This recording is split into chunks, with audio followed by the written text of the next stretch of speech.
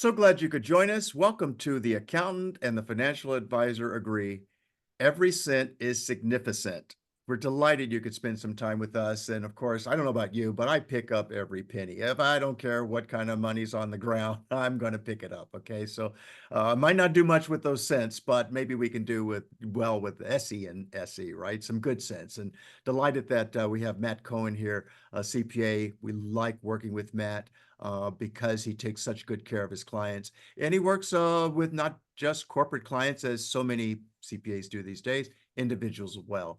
He has 30 years of experience as a CPA, and he's also partner with AccuVisors and the Tax Resolution Institute. So glad you could join us, Matt. And I want you to address what really got our attention, and that was you've come up with some really good strategies for investors to employ that might reduce their tax liability for 2024. But of course, that means we have to get on the ball and make sure we implement some of these strategies so we can save some taxes this year, because we wait until next year, it's too late. We better look at 2025, 2026. So with that, we'll turn it right over to you, Matt. So glad you could join us.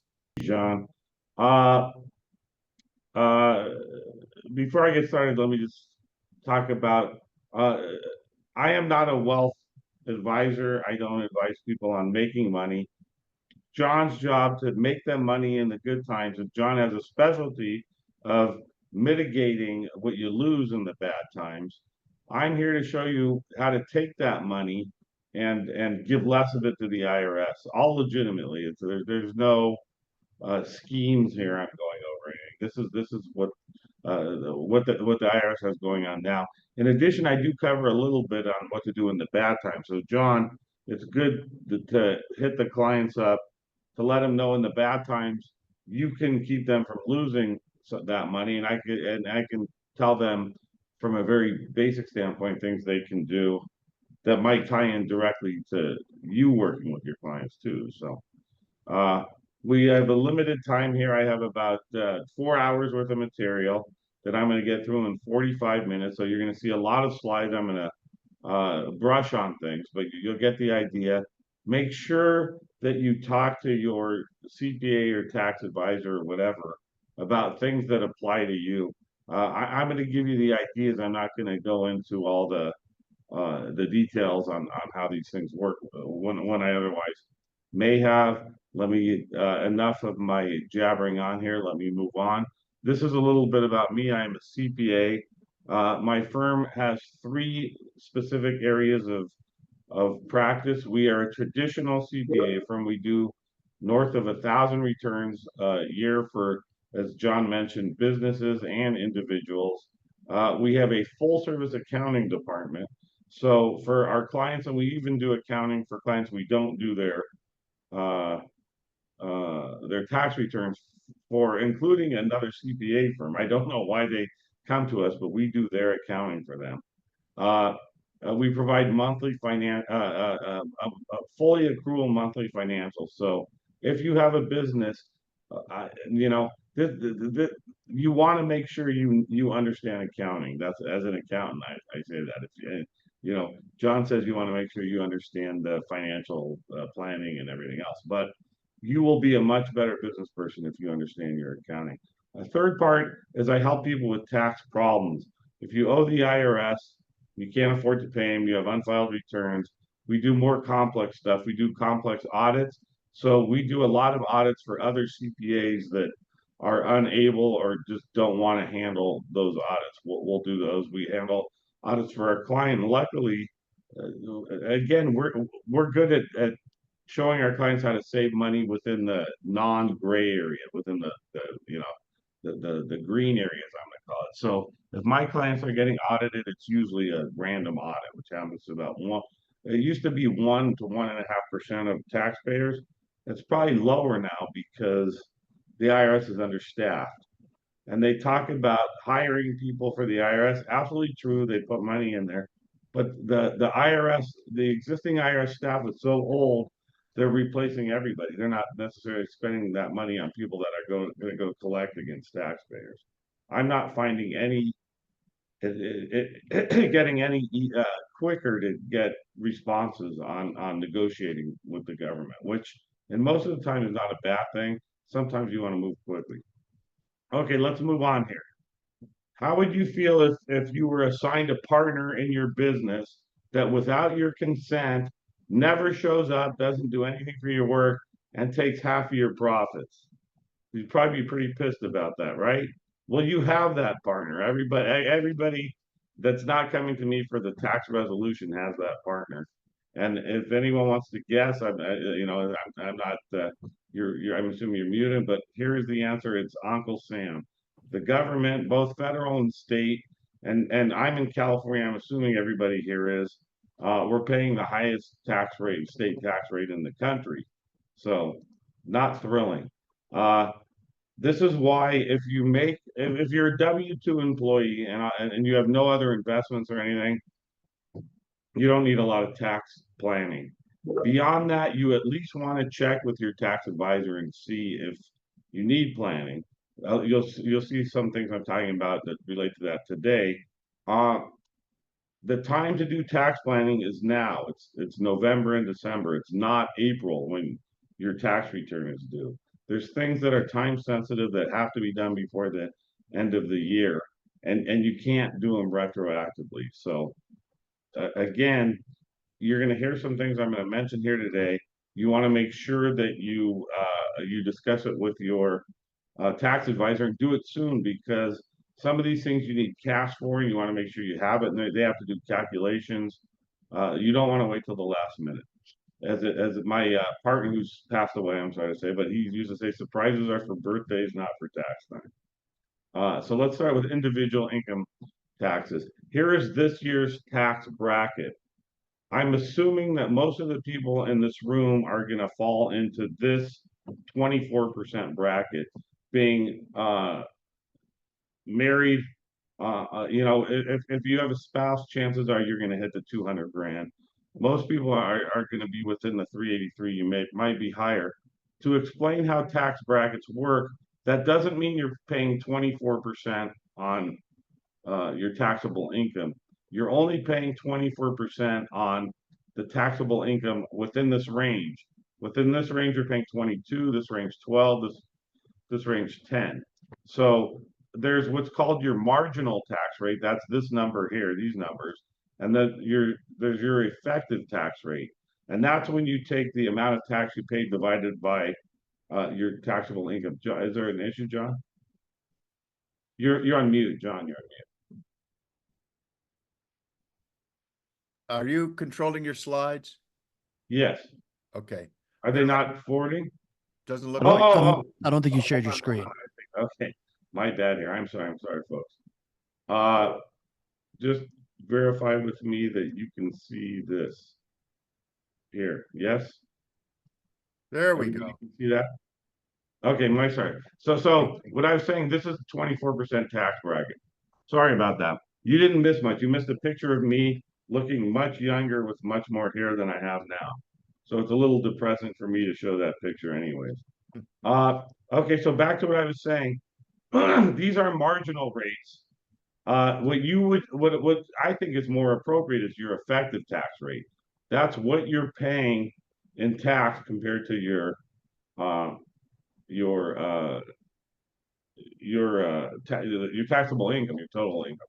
So you may be in the 24% bracket. If you earn 2,100, the $201,152, you're in this bracket, but you're only paying 24% on a dollar.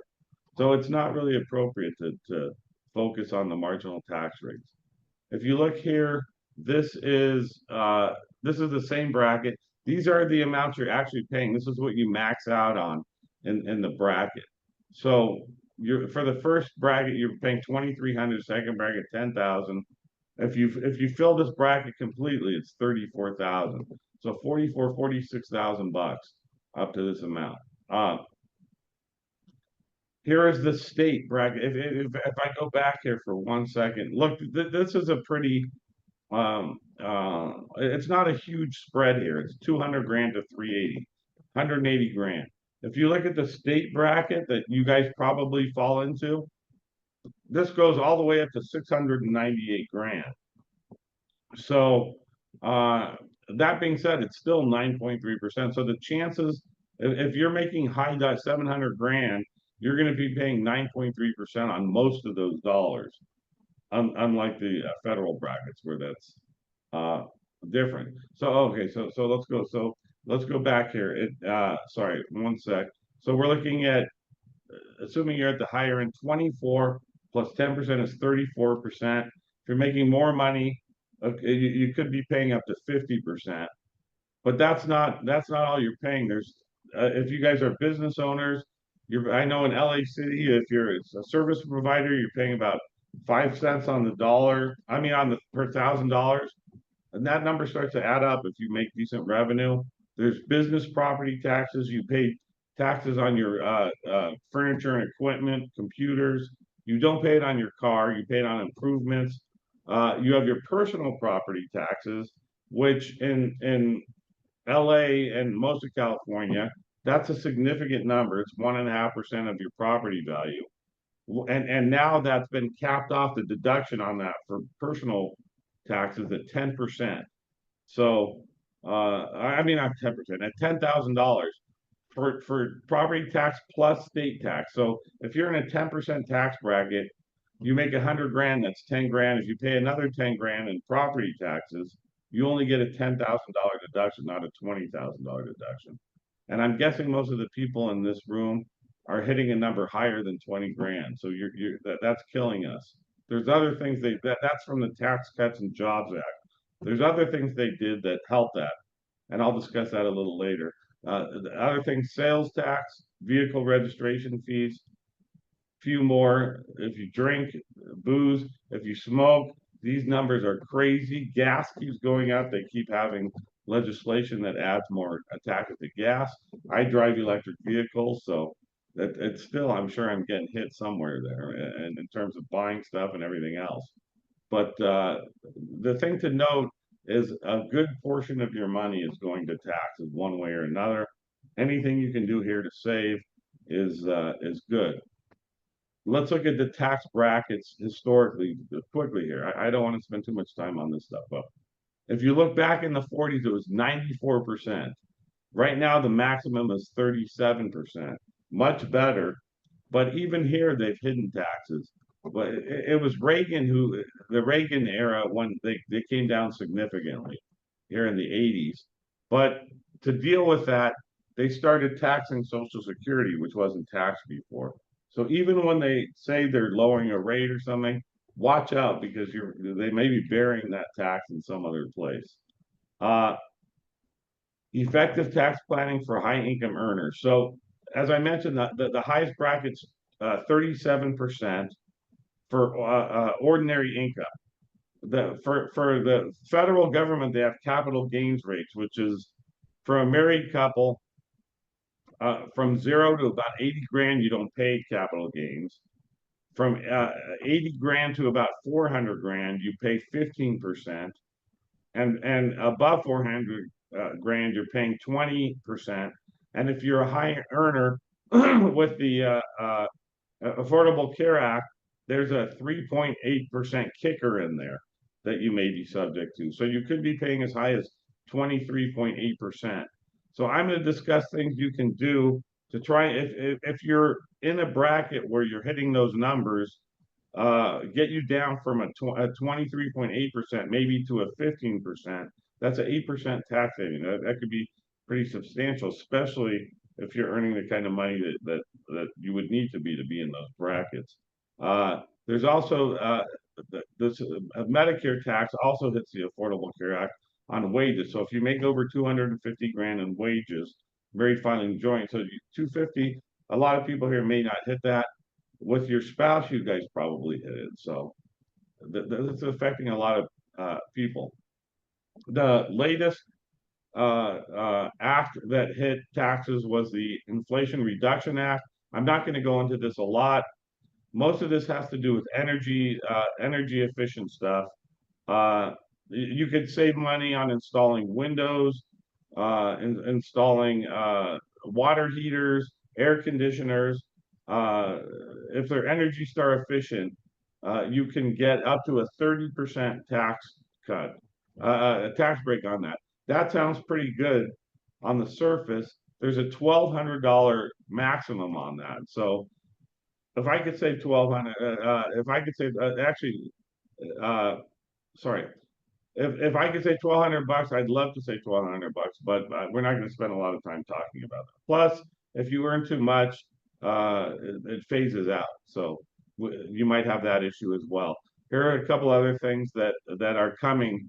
It extends the Affordable Care Act, which we'll see if that stays in the way it's in. There might be new legislation. Keep in mind, there was just an election. I'm not going to talk politics, but I am going to say that there's a very good chance that there's going to be some new tax legislation. So you definitely want to keep a lookout for that. In 25, there's a $2,000 cap on out-of-pocket drug costs for Medicare. That's a big savings if you're retirement age and have expensive drugs you pay, but that's coming out of someone's pockets, and so that's going to affect us one way or another probably. Uh, I'm not going to get into the corporate buybacks, AMT. Uh, okay, so this is what I was talking about on the energy stuff. So here, I can get the slide out, John, to anybody that wants it. But here are some of the stuff. The thing I'm going to focus on a little more here are electric vehicles. Even that is not as enticing as it used to be. It used to be if you had an electric vehicle and they didn't make too many of them, it qualified. Now they have to be assembled. The final assembly has to be done in the U.S. So there's much fewer vehicles that qualify. In addition to that, uh, the there's also a phase out for income. So a lot of people, and the number's not that high. I think it's 150 grand. Definitely look into that if you're considering buying an electric vehicle to get the tax credit. But a workaround for that is if your business buys the electric vehicle, there's no income phase out. So if you have a pass-through entity like an S corp or an LLC, you can have them the company buy the car. You get the full 7,500. But again, you want to make sure that you check the government website to see if your car qualifies. Uh, let's talk. Here's a little planning gem. So for those of you that buy a car, have a business, buy a car, and that business could be a sole proprietorship, a pass through, any type of business. You get bonus depreciation on the vehicle. To do that, you have to drive it 50% or more for business. That's not always easy, but most people can get that done. If you drive it between 50 and 100%, you get much more of a spiff there. If you happen to buy a 6,000 pound or more vehicle and you drive it 100% for business, you can take 100% of the deduction. So if you happen to if you're a pickup truck guy and you buy a big truck, drive it 100% for business, you can get 100% deduction on that. In any case, if you drive, the more you drive it for business, the bigger the deduction. What I suggest doing if the timing works out, buy a car in late December. Buy a car on December 26th or 28th or something. Drive it to Office Depot from the lot, or you can't drive it to your office because commuting miles don't count. Drive it to a client, drive it to Office Depot, buy some paper, drive it home, and park it till January 1st. That's 100% business mileage, completely legitimate. So there are some cool things you can do. Uh, this is what I was just talking about. So remember, uh, you can get a $19,200 special depreciation under 6,000 pounds. It could be that's the maximum. It goes down again if you're between 50 and 100%, and over 6,000 pounds, as I mentioned, uh, uh, it can be up to 100%. So we already talked about buying a clean energy vehicle. $7,500 credit. That is a huge amount of money. They've changed it now so the dealerships can give you that money and apply for the credit, but you better be careful and make sure you qualify. If you buy it personally and your income's over 150 grand or whatever, I don't think they're going to get that credit. They're going to probably try and claw it back from you. So make sure you do that. Again, make sure the car qualifies. If you make too much money, consider buying it from your company. Here's the website again, John. If you could get this out to people, here's the website to go see if your car qualifies. Uh, let's see. This all has to do with EV. As I mentioned, I'm going to cover these in broad strokes based on time constraints. Pass-through entity tax credit. This one is huge.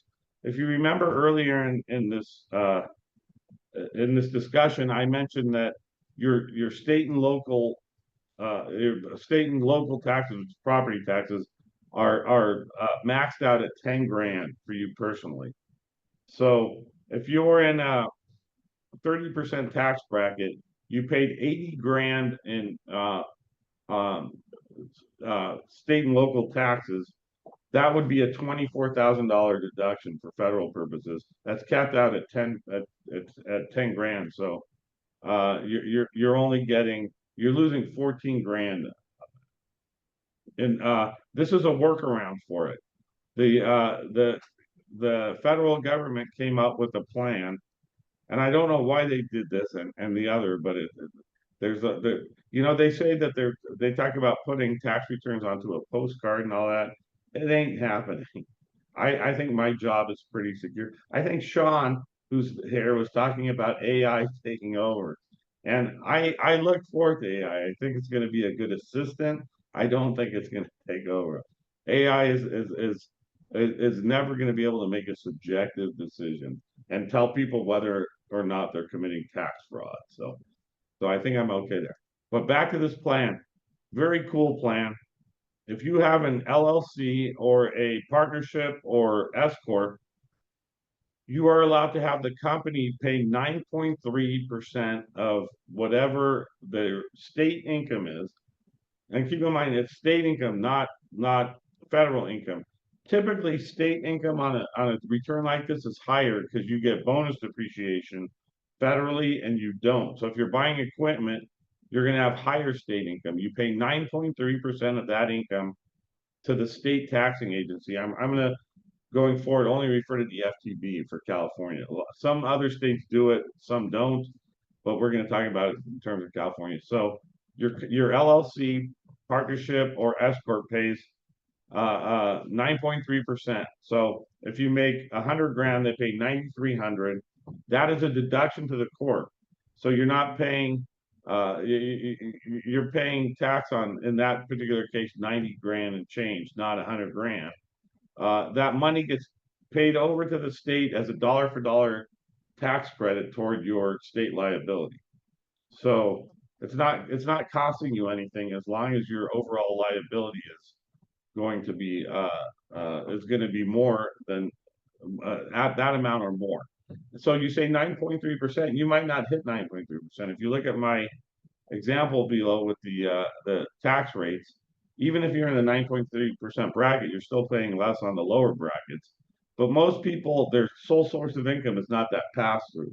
So if you have wages, if you have an S corp, you have to take wages. If you have other sources of income, you'll hit that 9.3%. The only time it may not make sense, and I'll get into it in a minute, is if you have large losses from prior years, so you pay no state tax. The one caveat here is if you that 9.3%, if it's more than you need to pay your taxes, it's not refundable. It carries forward as a tax credit for 5 years. And most people are going to be able to use it in 5 years. But if you do this every year and it's building up, you don't want to have a tax credit that you're throwing away. Generally speaking, if you're saving enough on the federal side, remember you get a deduction, you may want to do that. This is something that anyone with a pass-through entity making more than 50 grand should go talk to your CPA about. If they haven't talked to you about this, you may ask, it's a reason to consider why, because this is a newer tax legislation that is actually due to sunset in 2025. I want to make sure I have enough time here. Just a couple quick things about this. if you want to do this, you have to elect him by June 15th of the same year that you take the credit. So you can't do it for 24 if you didn't prepay in June 15th. You make a prepayment of either $1,000 or half of whatever last year's credit was, whichever's higher, that you don't get to pick, whichever one of those numbers are higher. But this thing is due to sunset at the end of 25. Absolutely do it for 25 if you fit the bill. I have a client making $1 million. They paid 93 grand in here, and they're saving about $27,000 in tax by doing this program. So if you make decent money, this thing is a no-brainer. Here are more dates. Again, take a look at this. If you have questions, reach out to your tax advisor. If they can't get you the answers, John, if they want to talk to me, I can give them some quick guidance on this stuff. Okay, tax planning for the bad years. John, this is where I want you to pay attention because you're always talking about the housing into the crash and that kind of stuff. This is stuff you can do during those bad years. As I mentioned before, there's no federal capital gains rate. Remember that there's the state has they don't have separate rates like the IRS. You're paying capital gains on every dollar to the state, unlike the IRS. So if you have a year where you're not making any money and you need to cash out investments, you can cash out up to 94 grand. I said 80 grand. It's $94,050 without paying federal capital gains rate. So that's a nice little thing to be able to dip into. If you're making under 583 in capital gains, you're going to pay that 15% rate instead of 20. So if you need to pull a lot of money out, chances are you're not going to need to pull out more than 580 grand. But that's a reason you may want to mine these numbers to see what your how much it's going to cost you in tax. Keep in mind that converting if you need to cash out an IRA to traditional IRA, you're paying tax on that. So that's not, I'm not really talking about that now, but a lot of people, when they stop working or their tax brackets go down and their income goes down, they consider converting an IRA to a Roth IRA. For those of you that don't know, I'm not a wealth advisor, John, so I'm not trying to step on toes here. But a traditional IRA, you're putting pre-tax dollars on, getting a deduction when you put them in, but you pay tax on every dollar coming out of a traditional IRA. On a Roth IRA, you're putting post-tax dollars in that you've already paid tax on, but it grows tax-free. So that is, if you're younger especially, that's a very enticing thing. If you have a year where it's not going to affect you much, you know, if you're in a 37% bracket, you're not necessarily going to want to go start converting a IRA to a Roth IRA. But if that bracket goes down to 10% because it's a bad year, then it might be worth considering. Or maybe you're making no income. Your only income would be the Roth conversion. So it's something to look at. When you do your tax return, you pay estimated tax payments based on last year, the prior year's income. Typically between 90 and 110% are two safe harbor amounts. If you pay those amounts, depending on what your total income was, you're not going to be penalized for underpayment of estimates as long as they're made timely. The problem is, let's say last year you sold your business for $1 million and your estimates are huge. You paid 80 grand in tax, 20 grand a quarter in estimates. And this year you're not selling your business, you're a W-2 employee and you're fully withheld.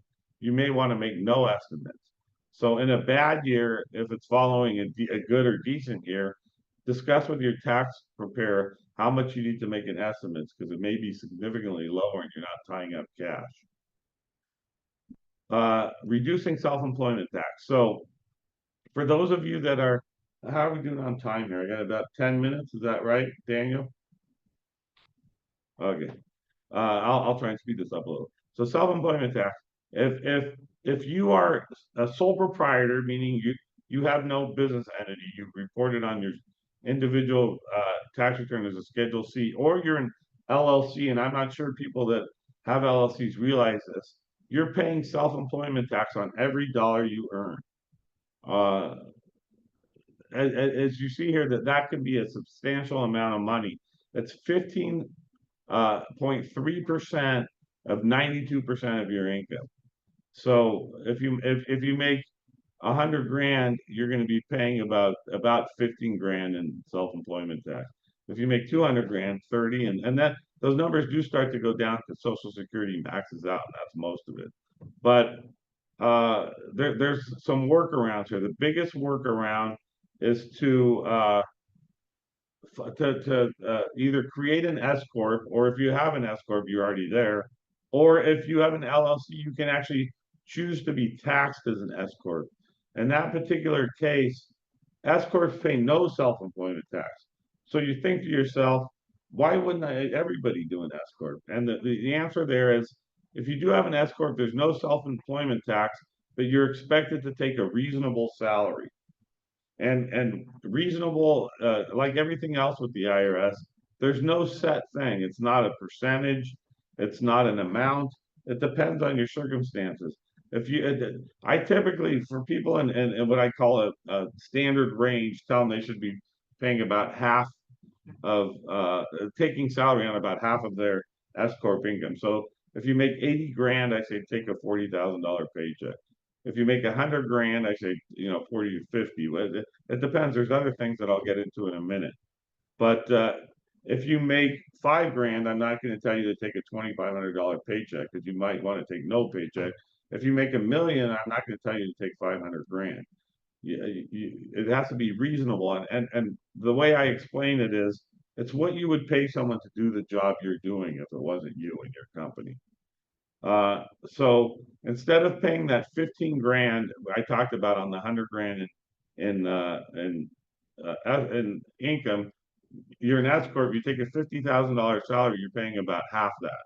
So right there, you're saving $7,500 in self-employment tax. That's enough to cover my tax planning and maybe your taxes, depending on how difficult your tax returns are. But that's a nice little savings there. If you have an LLC, talk to your advisor about a form, either forming an S corp if you have nothing, or having your LLC taxed as an S corp. Those are both in here. You can read more about it. Here are some common tax planning techniques. Itemized deductions. It used to be you can make an extra property tax payment. Do not do that anymore. If you've already hit your $10,000 limit, you can make an extra mortgage payment. Some people end up paying mortgage instead of paying monthly, they pay half as much every 2 weeks. It turns your mortgage into a 23-year mortgage if it was 30 years, and you're getting a bigger deduction for it, assuming you're within the limit. The limit. If you make over 750 grand or 1 million, depending on if you got your mortgage before or after 2017, you start to get less of a deduction for the higher amounts. Cash flow issues. If you have a business, most people in this room, most of my clients are cash basis taxpayers. You have to spend cash to get a deduction. The one exception is credit cards. You could charge and you get the deduction even though you're not paying your card until possibly the next year. There's bonus depreciation. If you're buying equipment, bonus depreciation was 100% until 23. It went down to 80%. So 24 was 80%. 25 is going to be 60%. So at 100%, you want to take bonus depreciation, because you can use that depreciation as a loss. The other option here is Section 179. You get 100% deduction for that up to $1 million, but if it'll only bring your taxable income to zero. If you made 100 grand and you bought equipment for 200 grand and you do 179, you're going to have zero net income, not negative 100, where you would for bonus depreciation. So that covers that. Uh, here are some more out of the box things. But if you're going to make a charitable contribution instead of and you're getting RMDs, which is required minimum distribution on a 401k or an IRA, you can make that directly to the charity and save on the taxes. If you, for those of you that know people, I'm not accusing anyone in the room, but if you have credit card debt you can't afford to pay, or a home mortgage uh, that was foreclosed upon, you get a 1099 for taxable income. If you can prove you're insolvent at the time, you can you can avoid paying that tax, which could be a significant amount of money, even if it's a small credit card amount. If you're insolvent, you're going to have nothing to pay the tax, so it helps. As I mentioned before, moving through this stuff quickly. If you have any questions, John, you can give them my contact, or they can reach out to you and you can let me know. Happy to talk to anybody here. Okay, so let's quickly talk about reducing your tax rate. So remember I said if you're an S corp, you want to take salary. Typically, you want to keep that salary as low as possible. Sometimes you want to make it higher. If you increase your salary, you're a shareholder and a sole shareholder in an S corp. You can contribute to a retirement account if you have the cash flow, lower your taxable income, which might help you in a couple ways. This is a big one. With the Tax Cuts and Job Act, they came out with a 199A deduction, which is 20% of your business income. So if you make 100 grand, you're only paying tax on 20 grand. There are some limits there, but that's the gist of it. If you're a specified trade or business and you're married making below 340, you get the full 20%. If you're making over 440, you get none of the 20%. If it's between, that 20% phases out. So halfway through, you're getting a 10% deduction. This is a place where if you can lower your income, if you're at 440 and you can lower it to 340, you save 20%. That's a huge amount. So if one way to do that is to take a $264,000 salary and pay 60 grand or whatever it is. I don't have the numbers in front of me, but for a SEP IRA, you can contribute 25% of your salary up to about, I think it's 66 grand or something like that for 2024. So that's a great way to lower that number. Another way is that PTET program. You pay the state taxes, 9.3% I was talking about. So you definitely want to talk to your tax preparer and have, if you're in this range, I've done planning with clients and had them save, if not actual close dollar to dollar savings, to put money in retirement. So they'll put 25 grand in retirement and save close to that in tax because they're getting the 20% deduction, lowering their tax rates, going in a lower bracket. So you definitely want to pay attention to stuff like that. Retirement contributions. I already talked about SEP. Uh, SEP is a big one for self-employed people. The issue with SEP IRAs are you have to match whatever. If you're taking that 25%, you have to do it for every qualified employee in your company. So if you have 10 employees, you might not want to give them 25% of their uh, salary.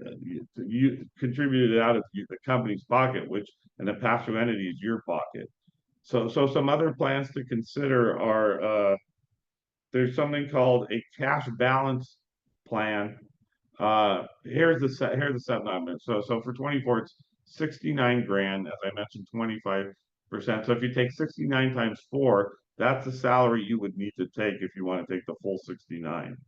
The next plan to consider would be a cash balance plan, and that's a 401k, which is the same principle as a SEP, but instead of 25%, you do the safe harbor, which is usually around 3 or 4%, and then you mix that with a profit sharing plan.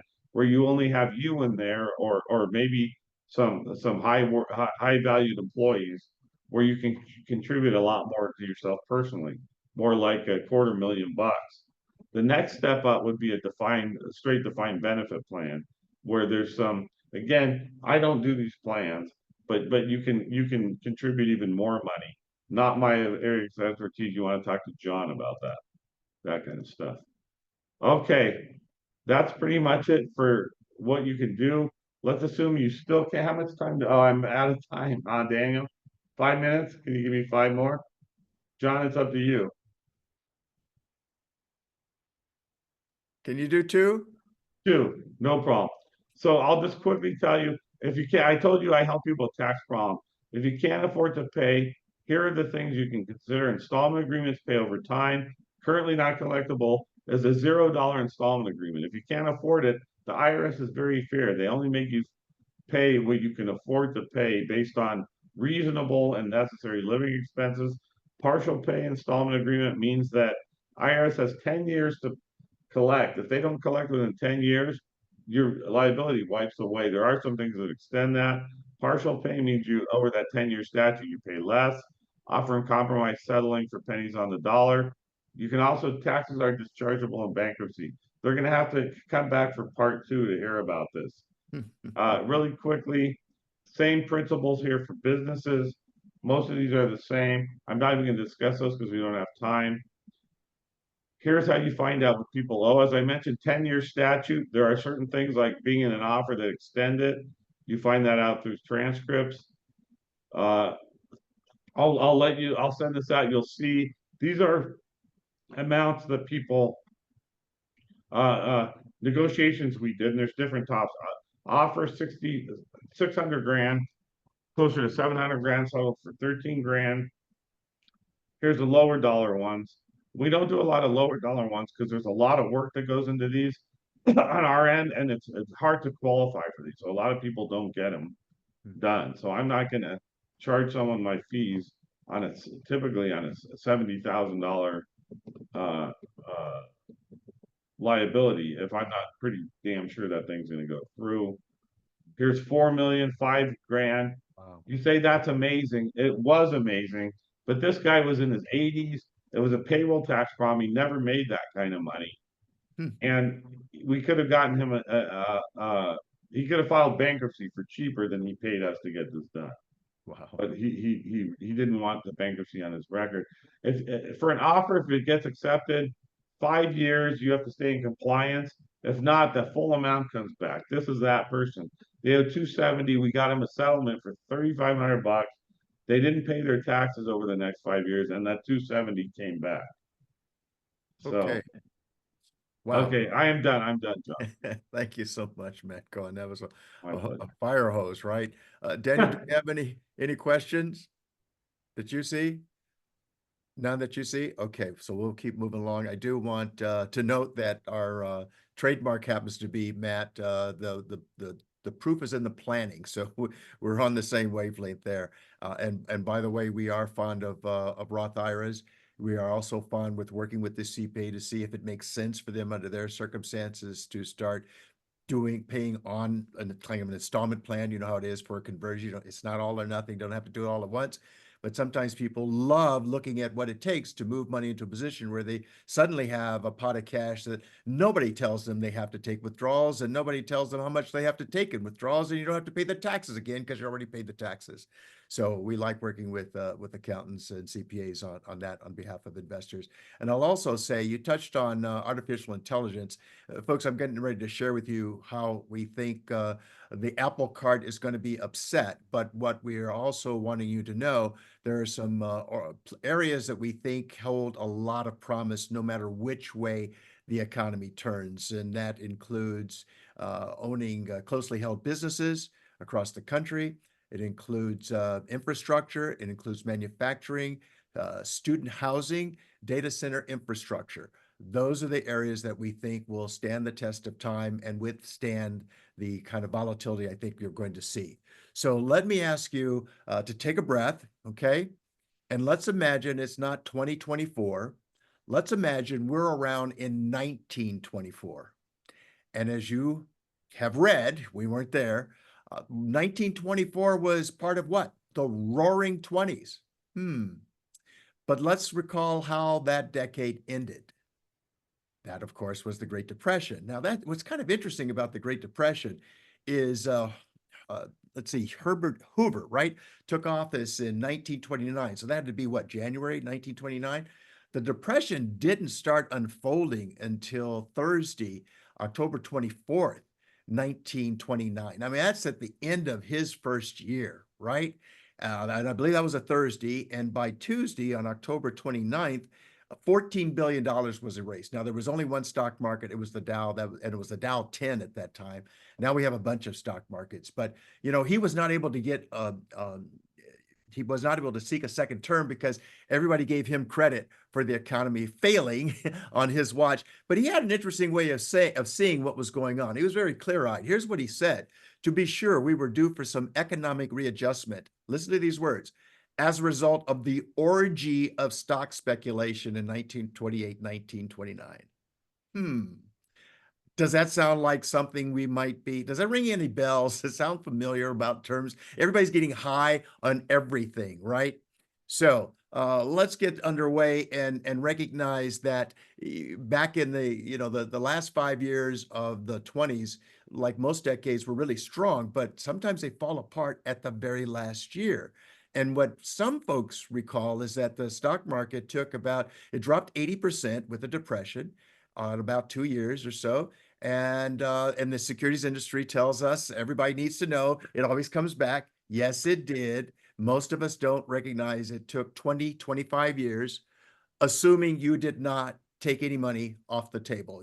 What $1 million, it was a lot of money back then, but just to make the numbers easy, $1 million went to 200,000. And for you to get back to $1 million, you had to wait 20, 25 years and not spend any money. Now, does anybody know anyone who didn't need any money for 20, 25 years? That was the only way you got back to even. If you were taking withdrawals, it did not happen. Here's number two. What happened to New York real estate? New York, right? Always the capital of capitalism. What did it do a year after the stock market fell apart? Well, New York real estate dropped 70%. And the realtors want us to know it always comes back, right? Yeah. Remember, stocks took 2025. New York real estate took 4 decades. That's right, folks. 40 years to come back. Here's the last shoe to drop. What was life expectancy at that time? 57. Can you do that okay? Can you imagine? The real estate dropped to 300,000, the stocks from $1 million dropped to 200,000, and neither got back to even while you and I were still here. We got kicked in the assets. So I will tell you, that's the situation that we've studied by virtue of paying for independent research. And it drives me because it makes me go, geez, that means a whole lot of people died with a whole lot of regret. And we don't want that to happen again. So unlike our peers, we think it's an insult to say you have to live with losses. No, we're going to show you how you might be able to limit the losses, whether it's with real estate or whether it's with stocks. You have to do different things for each of those vehicles. But one of the things you might want to do is look at your exposure to whatever it is you're so happy with in terms of gains. When we look at endowments like Yale with something like $42 billion, we see only 3% to stocks, only roughly 9% to real estate. Most of us, it's 30, 90% in wherever we have it, okay? So let's look at the one thing that nobody really helps us see. Right now, we're hearing all about shortages when it comes to real estate, right? That's the story. Not much different than the early 80s. We were all told that when it comes to real estate, it's about you got to keep your eye on interest rates, location, and inventory. Can anybody do one of those things? You have to keep your eye on all of those 3 things. And then you have to aggregate all of that data so that it makes sense to figure out where we go from here. I don't know anybody who does that. I don't. But Dent Research, Master Certified with Dent Research, helps us understand the one thing that we miss is looking at the buying and selling of everything, but let's talk about real estate based on age, not interest rates, not location, not inventory. So thanks to the Census Bureau, your tax dollars at work, let's make it simple. How about that, sweetheart? Keep it simple, sweetheart. First time people buy a house, regardless of interest rates, has been 31. That's what was happening with boomers in the early 80s. Let's just recall 16% 30-year loan was no impediment. Why? It seems that for reasons nobody really understands, a bell was ringing in our heads and we were lining up to buy a house. You had an income, your parents are going to help you with the down payment, and away you go. Nothing to do with interest rates, location, or inventory. It's just desire at that point. And then we find, you may recall, I certainly do, about 10 years later, you have some children and they have some friends over, and my goodness, the house is full and it's noisy. So 10 years later is when most Americans historically step up to their biggest house. By the way, it's 37 now with millennials. They've been not at 31. Buying the first house has been about 6 years later at 37. But we see with baby boomers, they got out of the starter home, stepped up to the McMansion. You know, we're in Westlake Village, Conejo Valley. What's here? What's everywhere in Southern California? Big houses, right? 41's the biggest house. I thought I was doing something unique. I was doing what everybody else was doing. We're part of the herd mentality. We'll talk about that a little bit because maybe we want to be ahead of the curve and ahead of the herd. And that's what we're suggesting to you, to really discern what's going on here. Well, what are we hearing now? Two things are important at this juncture. One, we all want to believe that we're living longer. Only the Census Bureau tells us, and the World Health Organization says that with COVID, the life expectancy for countries started to decline. Guess which country kept declining? That would be us, the US. We stand at 76.4. So I love it when people say, well, my family lives to, great. Don't get it twisted. You got it backwards. Look at Homer and Marge Simpson first, making all of 77,000. There's far more average Americans than there are extraordinary people. You and your family are outliers. You have education, you have a strong income, much stronger than 77,000. You have assets and you have insurance. Most Americans, unlike the other developed countries, don't have insurance, and they're not making the kind of money that the folks that you know are making. So the first age, recognize the average age of death now is 76.4. And then what's next? Guess what happens, according again to the Census Bureau, at 78? That's when Americans tend to sell their homes. Really?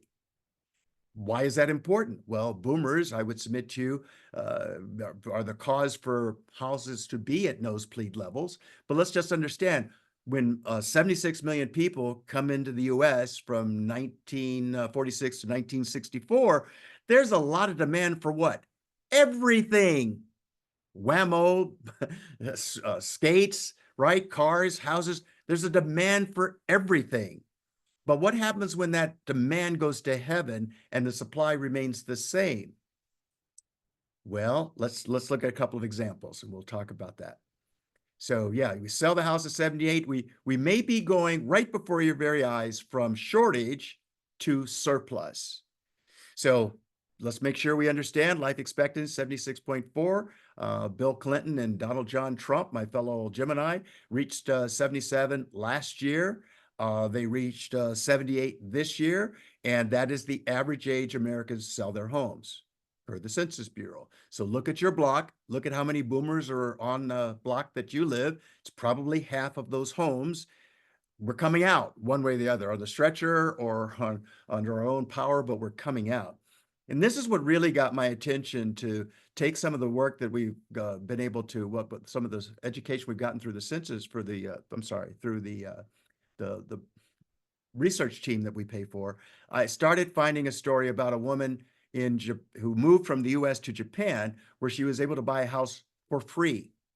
Well, guess what? There are 11 million vacant homes in Japan, and the Memorial Research Institute predicts that the number could exceed 30% of all houses by 2033. That's not far. That got me to look around and go, geez, what else is going on? What's going on around the world? This is really fascinating. So that's Japan. So now let's look at what else is going on around the world, and we'll come back to the US. Here we go. You've got, let's go to the middle one, because that's where I want to go first. I went to China and found, with 1.4 billion people, the number of empty homes per Forbes is between 65 to 80 million units. Now, it doesn't matter if it's a single family apartment, a rental, doesn't matter. They're vacant. Can you wrap your mind around that? All right. And so then I said, let's come back home. Oh my goodness. We have 16 million vacant homes in the US of A. What are the top two states? Well, most people are surprised to find that Japan's number one at 1.7 million vacant homes, and California is at 1.2 million vacant homes. There's another story going on right in front of our faces. And look at the bottom here. What we find is that homeowners in the Midwest are delighted over the last 24 years or so. Home prices have tripled. The coasts are delighted that home prices have quadrupled. But let's look a little bit closer under the hood. Uh, Household income in America during that period of time has only gone up 1.6 times. Do you think this is sustainable? I do not. All right. This is not sustainable. So the question is, what's a poor investor supposed to do? Well, you have a number of options, but first we got to see, what the story looks like right before our very eyes, because so many of us are getting high on the hopium and just recognizing, always feeling good. The rents are going up, the value's going up. Why not stay here? Well, this might be a good time to maybe take some chips off the table. Had a conversation with a good friend whose mother-in-law, a realtor, and her husband own 12 homes in Southern California. And I said, look, you have no diversification. None. It's all in Southern California. Earthquake shows up, you're probably going to feel it. How long is it going to take to recover? If you had $20 million of Amgen stock, I'd have the same conversation with you. But I'm going to suggest that maybe this is a good time to sell. Don't worry about what to do with the money. And on that note, let's just notice in March, if I'm not mistaken, news was that Warren Buffett had about $168 billion of cash on hand. And now the story is like the stock market is hitting new highs every week, right?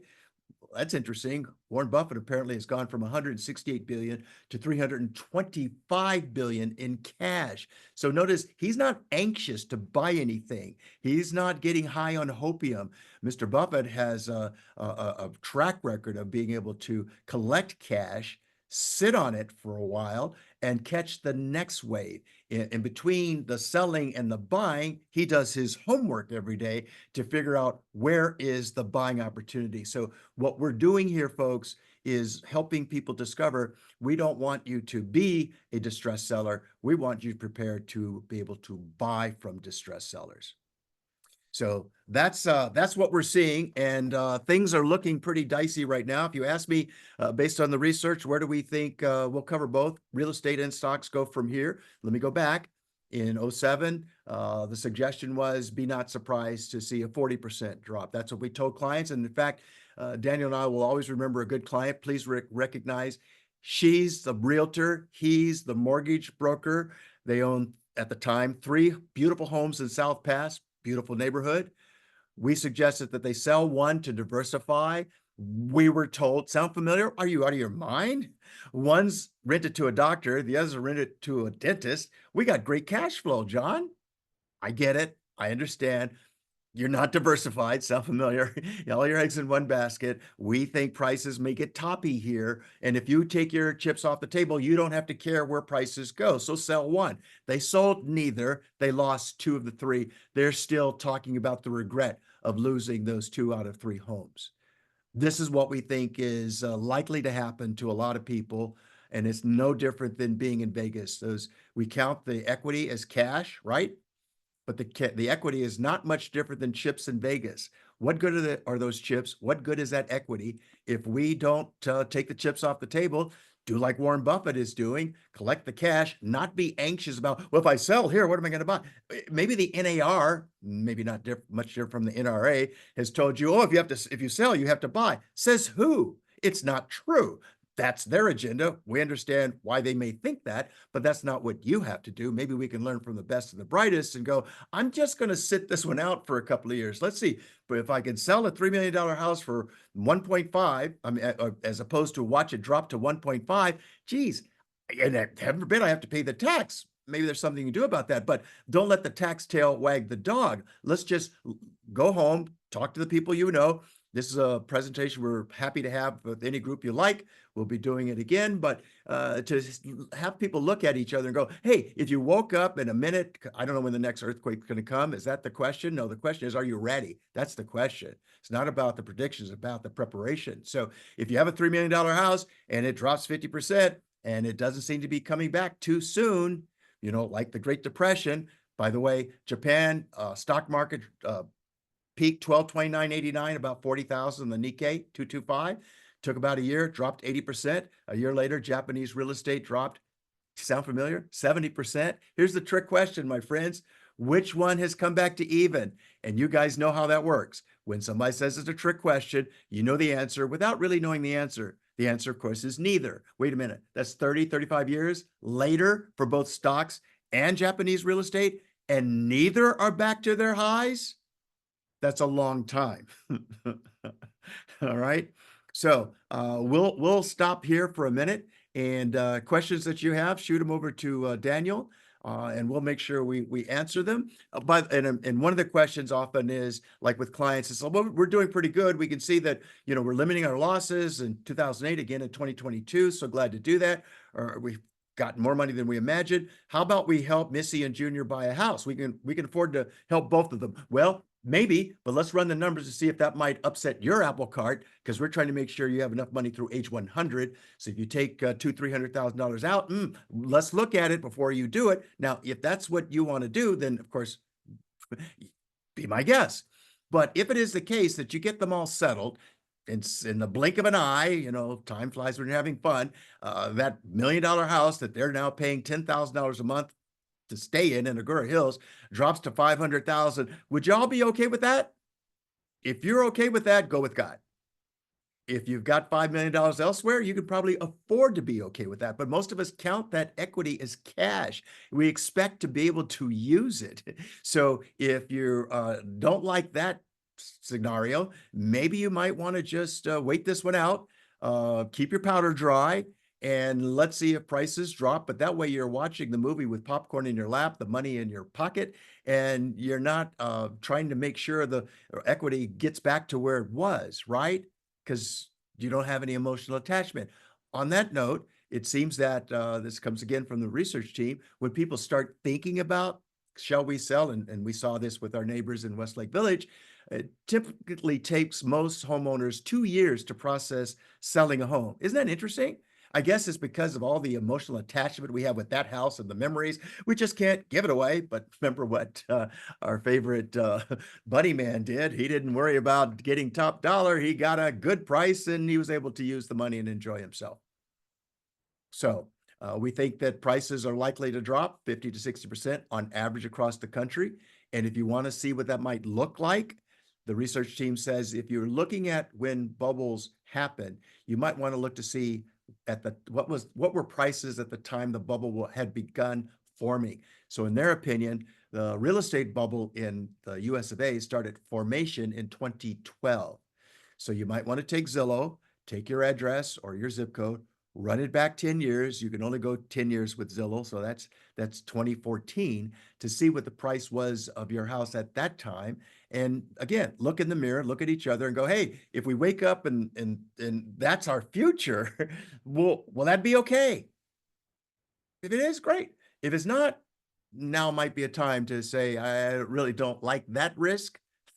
I'd like to take the cash and figure out where we go from here. Maybe we complain about renting for a year or two. Maybe we pay $5,000, $6,000, $7,000 a month.